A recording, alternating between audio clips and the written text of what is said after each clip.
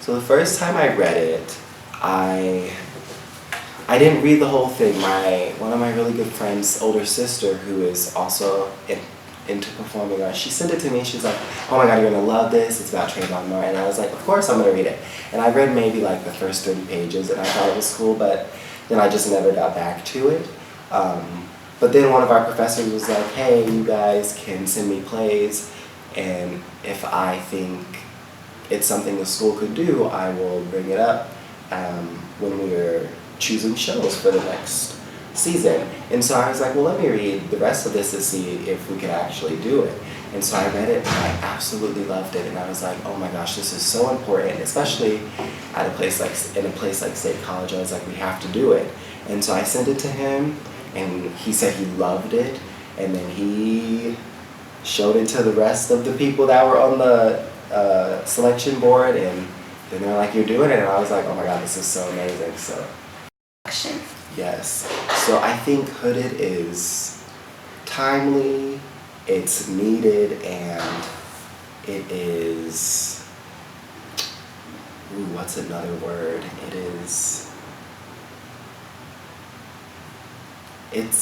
I want to say important, and I want to use a different word, but I think those three are perfect for what it is, yeah. So the hardest thing was really, a lot of people, and even I thought like initially that Marquis was very close to me, and he is in a sense, but also because he has a different upbringing than I did, because he was raised by a white family and I was not.